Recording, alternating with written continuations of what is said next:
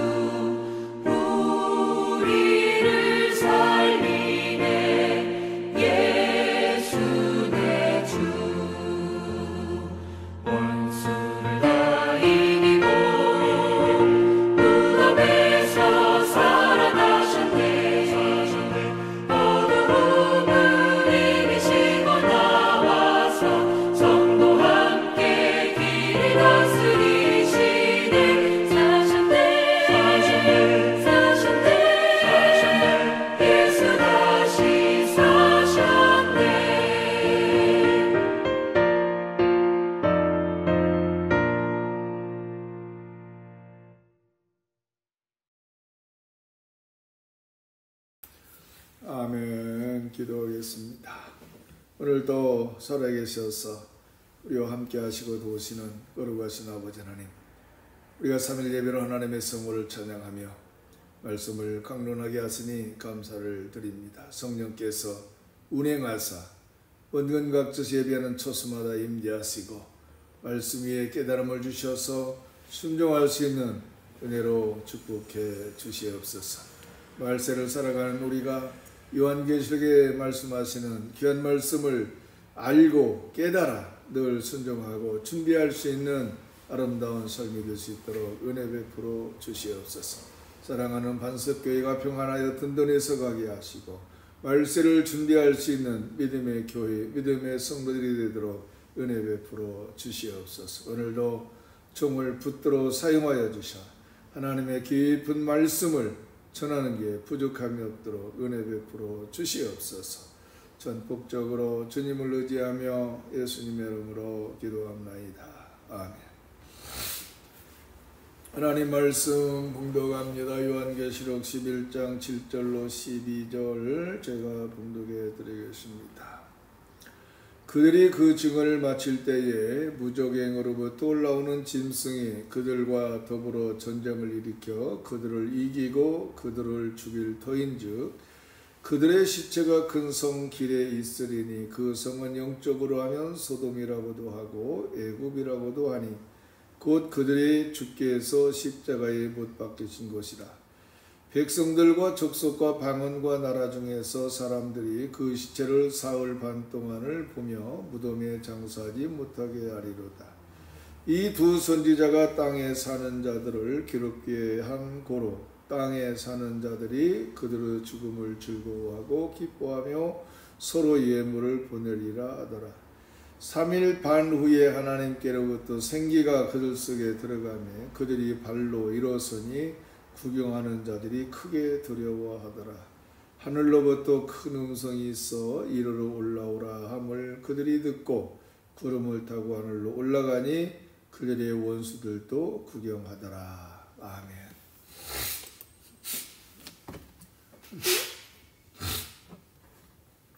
자, 여러분, 오늘 우리는 요한계시록 11장 7절부터 12절 말씀을 함께 묵상하고자 합니다. 여러분, 우리 시대의 교회는 종종 무너지는 듯 보이는 장면들로 가득합니다. 세상에 신뢰가 떨어지고 조롱과 비난이 교회를 향해 쏟아지고 또 내부의 연약함이 드러나면서 사람들은 교회를 향해 희망이 없다 이렇게 말하기도 합니다. 그러나 요한계시록은 교회의 진짜 이야기를 더 먼 시점에서 비춰줍니다. 여러분, 오늘 본문은 두 증인의 죽음과 조롱, 그러나 또 이어지는 부활과 승천을 통해서 교회의 최종 서사, 바로 패배가 아니라 증거와 영화로 전환합니다.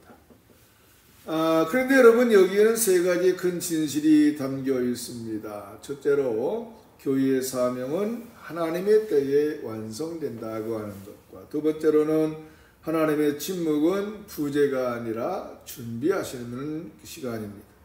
셋째, 성령의 생기가 참된 역전을 일으킨다고 하는 비밀이 숨어 있습니다. 따라서 오늘 말씀을 따라 교회가 어떻게 죽음을 이기는 증거가 되는지를 함께 살피면서 우리의 소망을 굳건히 붙들고자 합니다.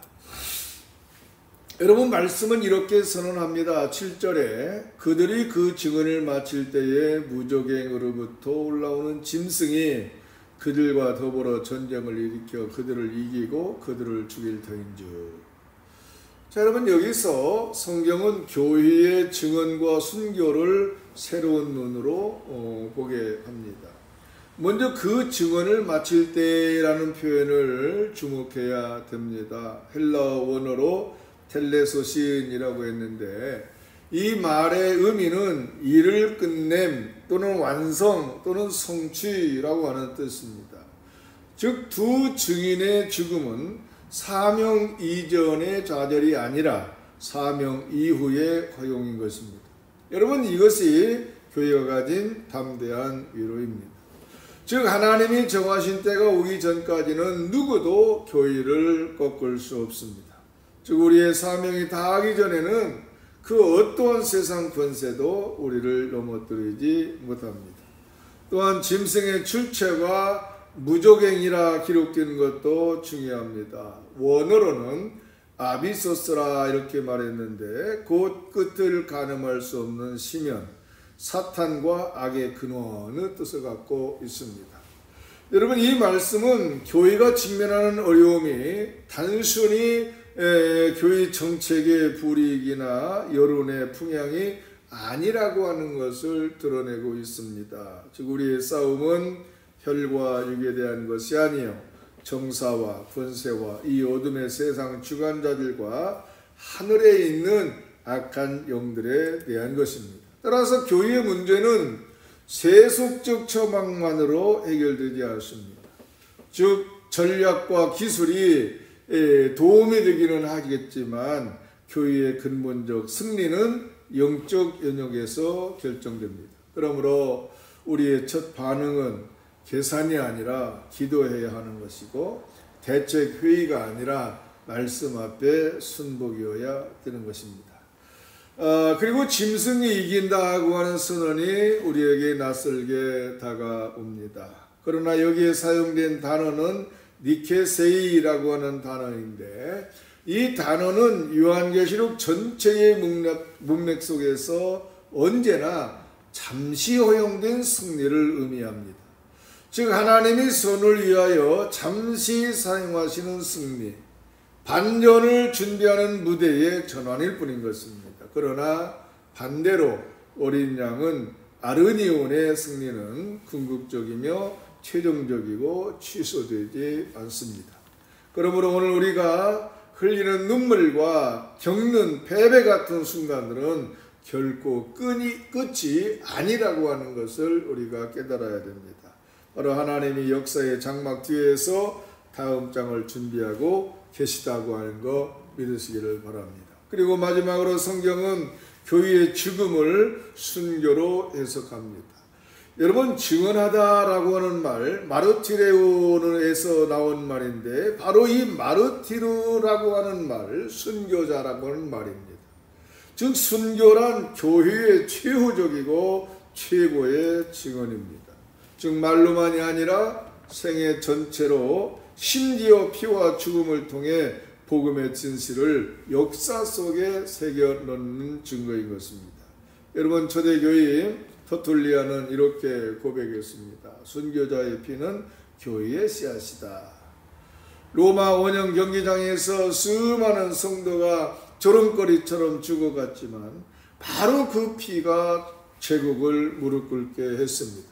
그런데 오늘 우리의 자리에서 순교는 반드시 피 흘림만을 의미하지는 않을 수 있습니다.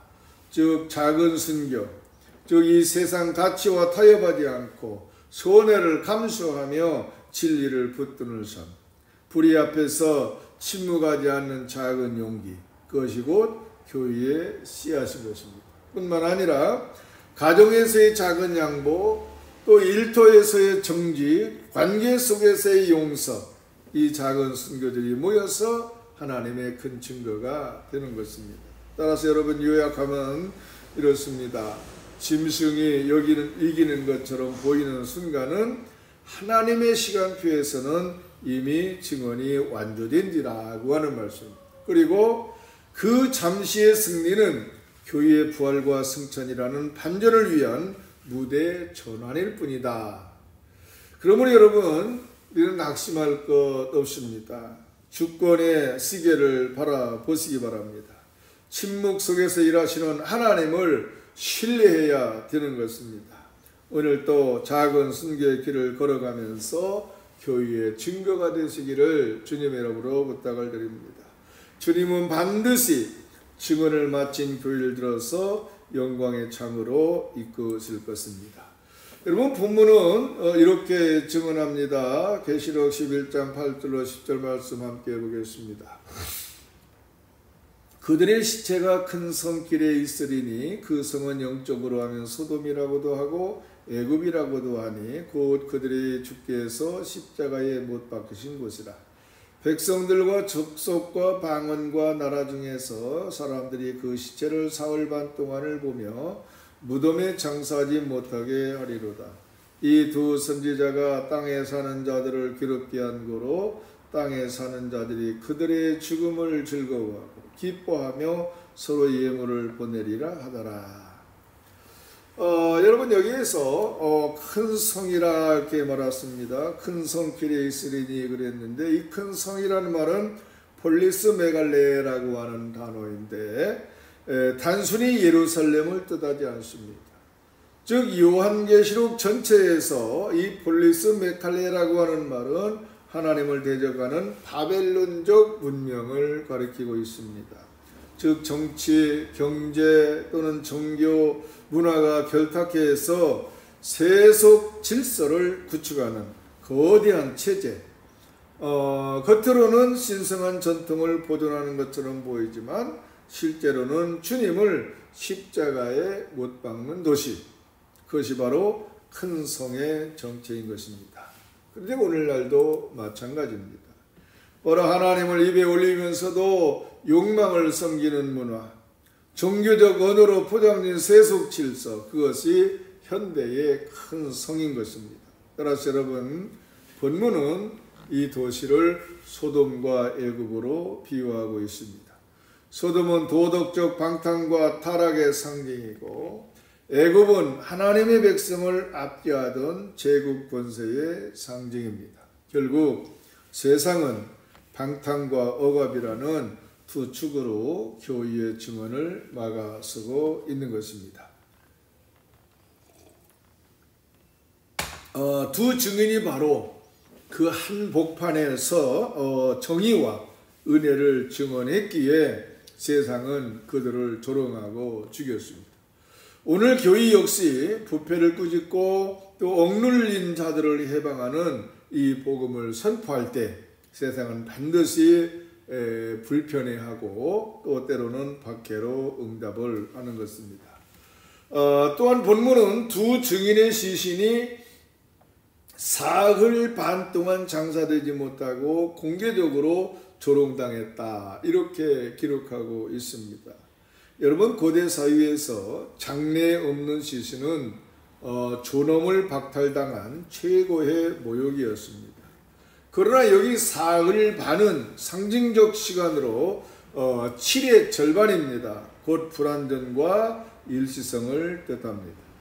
여러분, 하나님은 모욕을 허락하시되 그 끝을 정하셨습니다. 그 끝은 곧 부활의 전주곡이 되는 것입니다. 사랑하는 성도 여러분, 하나님은 때때로 침묵하십니다. 왜 하나님은 사랑하는 증인들이 이렇게 조롱당하도록 내버려 두셨을까요? 왜 즉각 개입하지 않으셨을까요? 그러나 그 침묵은 부재가 아니라 준비였다고 하는 것을 우리가 깨달아야 됩니다. 여러분, 예수님의 십자가의 축목은 부활의 영광으로, 또 욥의 신음은 하나님을 대면하는 계시로 응답되었습니다. 교회에 무력해 보이는 순간은 하나님이 바로 이 역전의 무대를 준비하는 시간입니다. 동시에 세상으로 하여금 심판받을 본심을 드러내게 하는 시간이 되는 것입니다. 그러므로 기억하시기 바랍니다. 세상의 조롱은 하나님의 침묵을 불러오지만 그 침묵은 곧 부활을 잉태한다. 뿐만 아니라 교회의 모욕은 끝이 아니라 역전의 시작입니다. 여러분, 혹시 지금 주님이 침묵하시는 것처럼 느껴지십니까? 기도가 응답되지 않아 답답하십니까? 오늘 말씀을 붙드시기를 바랍니다. 침묵은 부활의 방아쇠이며 역전의 전주국입니다. 큰 성의 조롱은 오래가지 못합니다. 곧 부활의 새벽이 밝아올 것입니다. 여러분, 요한계시록 11장 10절 말씀은 이렇게 증언합니다. 3일 반 후에 하나님께로부터 생기가 그들 속에 들어가매 그들이 발로 일어서니 구경하는 자들이 크게 두려워하더라. 자, 그러면 여기에 3일 반, 곧 3.5는 완전수 7의 절반입니다. 불완전과 단절을 상징합니다. 따라서 여러분, 교회의 고난은 끝이 없는 영원한 이야기가 아닙니다. 바로 하나님이 정하신 때가 있는 제한된 기간일 뿐입니다. 따라서 고난은 영혼의 일부가 아니라 하나님의 종말 경륜 속에서 잠시 허락된 에피소드인 것입니다. 그러므로 우리는 이 절망 속에서도 희망을 품을 수가 있습니다. 하나님은 반드시 정하신 때에 역사의 새 장을 여십니다. 그리고 전환의 순간 하나님은 두 증인 속에 생기를 불어넣을 것입니다. 즉 푸니오마 조에스, 생명의 영입니다. 여러분, 이는 창세기 2장에서 하나님께서 아담의 코에 생기를 불어넣으신 장면을 떠올리게 하고 뿐만 아니라 에스겔 37장에서 마른 뼈들이 하나님의 생기를 받아 군대로 일어난 사건을 생각하게 합니다. 또한 요한복음 20장에서 부활하신 주님께서 제자들에게 숨을 내쉬며 성령을 받으라 하신 이러한 장면과도 연결이 되어집니다. 따라서 창조와 회복과 부활을 이끄는 힘은 언제나 하나님의 생기, 곧 성령의 능력이었습니다. 사랑하는 성도 여러분, 교회가 무너지는 듯 보여도 다시 서는 길은 사람의 전략이나 조직의 힘에 있지 않습니다. 따라서 이미지 메이킹이나 또 세상적 수단으로는 교회를 살릴 수 없습니다. 오직 성령의 내재와 충만만이 교회를 일으킵니다. 그런데 여러분, 오늘 본문은 두 증인이 발로 일어섰다 이렇게 기록하고 있습니다. 즉 이것은 단순한 소생이 아니라 존재론적 부활이며 공적 증언의 재개입니다. 죽었다가 다시 살아난 교회의 모습 앞에서 세상은 큰 두려움에 빠졌습니다. 여러분, 권력은 시체를 버려둘 수 있었지만 생기를 통제할 수는 없었습니다.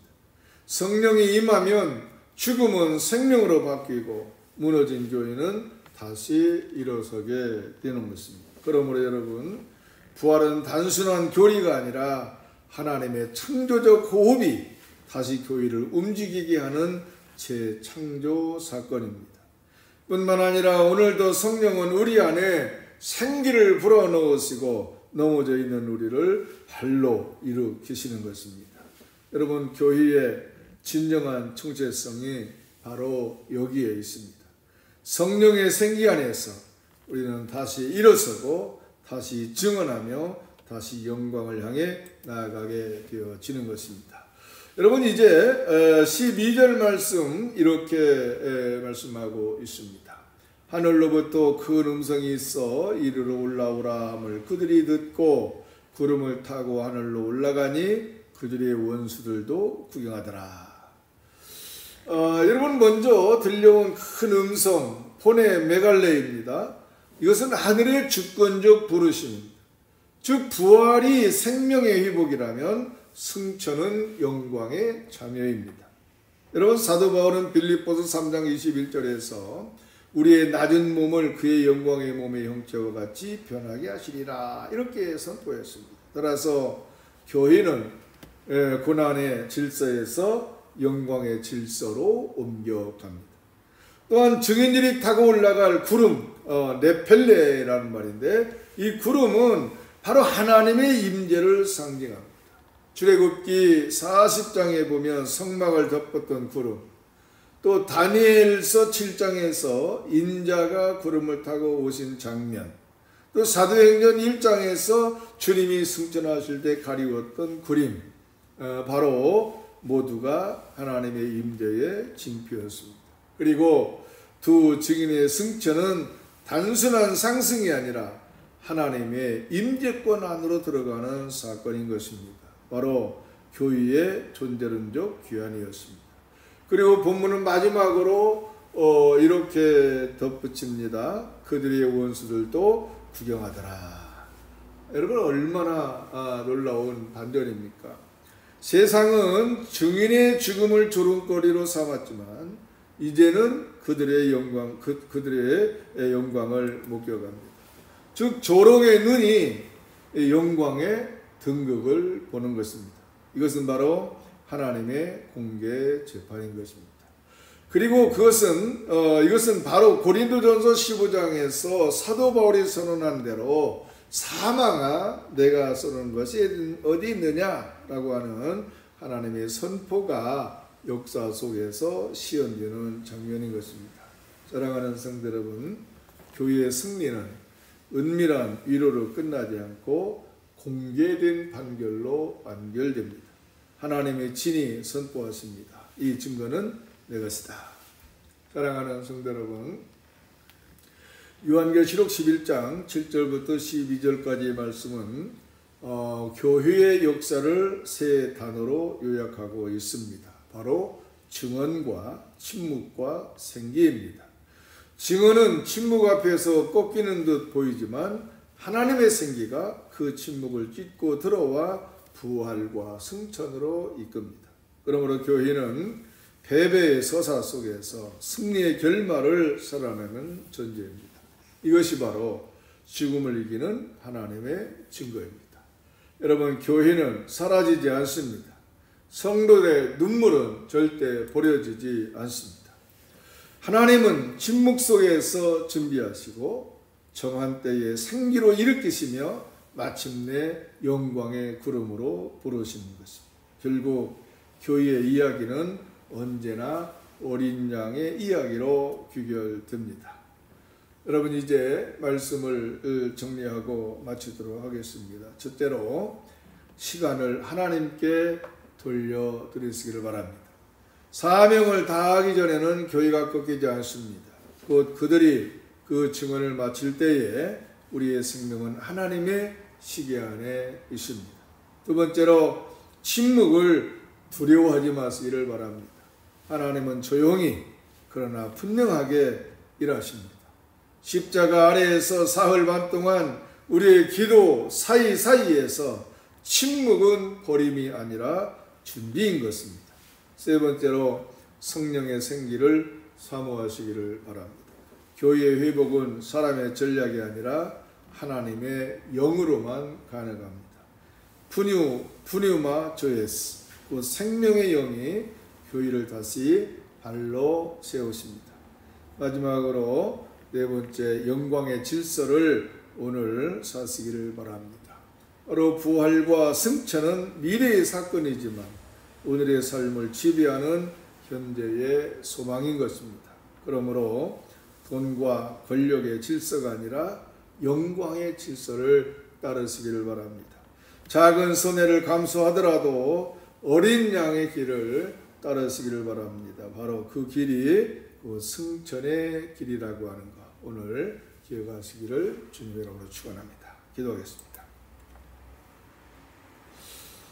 거룩하신 아버지 하나님, 오늘 말씀으로 두 증인의 순교와 부활 그리고 승천의 비밀을 보게 하시니 감사를 드립니다. 교회가 세상 앞에서 무너지는 듯 보일지라도 그것이 결코 패배가 아님을 알게 하시니 감사를 드립니다. 주님, 우리가 사명을 다하기 전에는 어떠한 권세도 우리를 꺾지 못함을 믿습니다. 세상의 조롱과 하나님의 침묵 속에서도 낙심하지 않고 기다림과 신뢰의 신앙을 배우게 하옵소서. 성령의 생기를 날마다 우리 안에 부어주셔서 죽은 것 같은 심령이 살아나고 넘어져 있는 교회가 다시 발로 일어서게 하옵소서.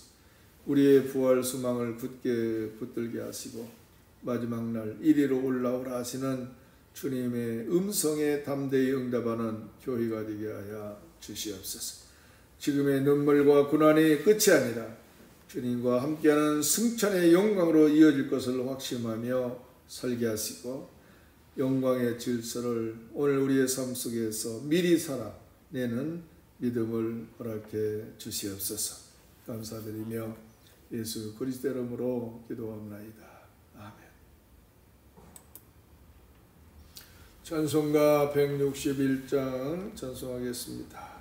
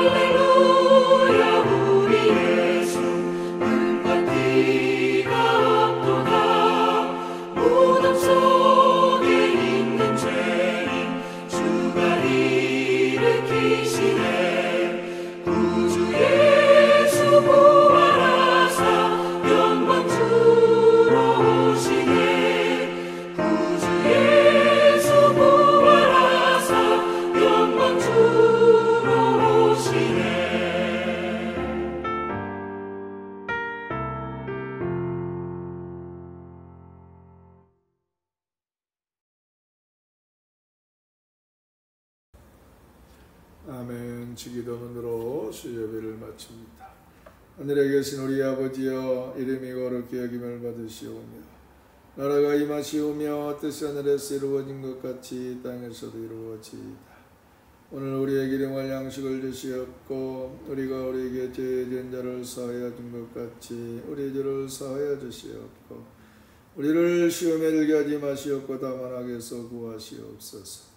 나라와 권세와 영광이 아버지께 영원히 있사옵나이다. 아멘.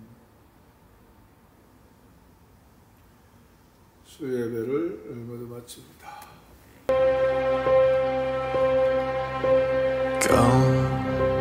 Now, as you are or as you wanna be, are you ready? Are you ready? Yes, to come.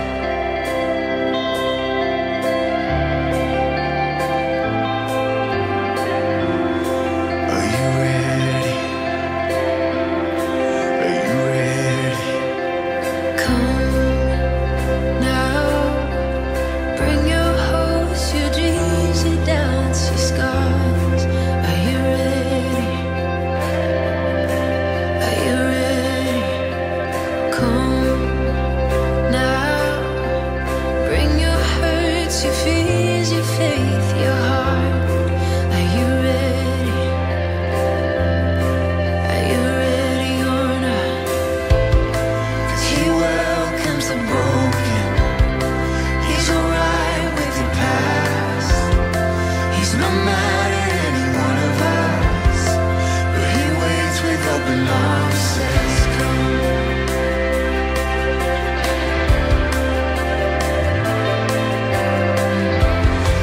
Are you ready? Are you ready or not? He's a light and salvation.